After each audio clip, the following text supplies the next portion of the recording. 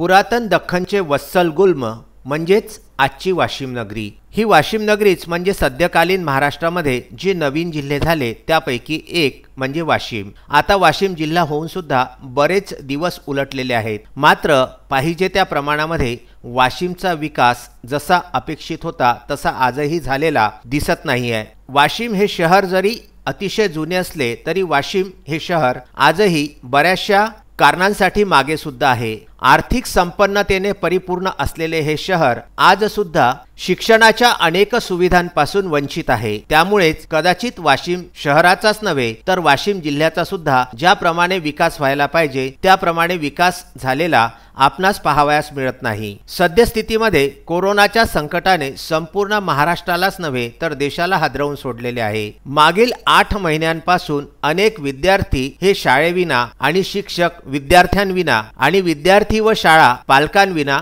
सुने सुने वाटत आहे, असे एकंदरीत चित्र आहे। प्रत्येक शाळेने ज्या मोठ्या शाळा आहेत त्यांनी आपापल्या विद्यार्थ्यांना ऑनलाईन धडे देण्याची तयारी सुरू केलेली आहे, तर ज्या जिल्हा परिषदेच्या किंवा ग्रामीण शाळा आहेत त्या शाळातील शिक्षक वर्गाने सुद्धा आपापल्या परीने ऑनलाईन वर्ग घेणे सुरू केलेले आहे। मात्र असे अनेक विद्यार्थी आहेत की ज्यांनी कधीही शाळेचे तोंड सुद्धा पाहिलेले नाही आणि ज्यांना काहीतरी करून दाखविण्याची उमेद आहे। अशा गेल्या 8 महिन्यांपासून शिक्षणापासून वंचित असणाऱ्या भटक्या जमातीच्या बालकांना शिक्षणाचे धडे देणारी आधुनिक सावित्री म्हणून वाशिम येथील पोलीस दलामध्ये कार्यरत असलेल्या संगीता ढोले यांचं नाव निश्चितपणे निघत आहे। संगीता ढोले यांनी या भटक्या जमातीच्या बालकांना शाळेत दाखल करण्याचे स्वप्न अनेक दिवसांपासून पाहिलेले होते आणि ते स्वप्न वाशिम शहरातल्या लीला पाठशाला या शाळेने पूर्ण केले। 30 मुलांची शैक्षणिक जबाबदारी वर्ग 10वी पर्यंत स्वीकार करून त्यांना शालेय गणवेश, प्रवासाची व्यवस्था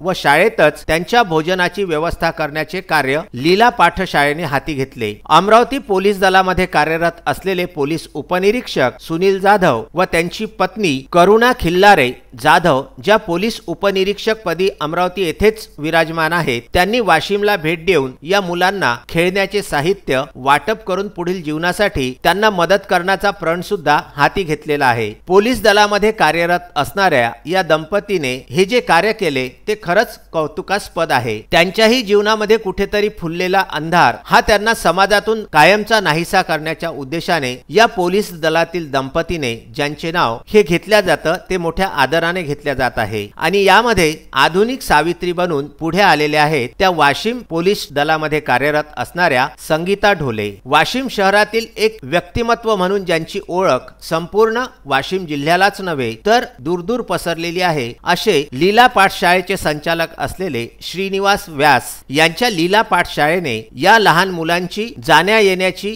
राहण्याची व भोजनाची व्यवस्था करून त्यांची वर्गखोली व शाळेचा परिसर सुद्धा त्यांच्यासाठी मुक्तपणे उघडा केलेला आहे आणि या मुलांच्या पालकांनी सहकार्य दिल्यास लीला पाठशाळा संपूर्ण मुलांचे शिक्षण हे 10वी पर्यंत पूर्ण करणार असल्याचा मानस सुद्धा लीला पाठशाळेचे संचालक श्रीनिवास व्यास यांनी बोलून दाखविलेला आहे। विदर्भ न्यूज करिता कारंजा लाड प्रतिनिधी अक्षय लोटे यांचा हा वाशिम येथून वृत्तांत।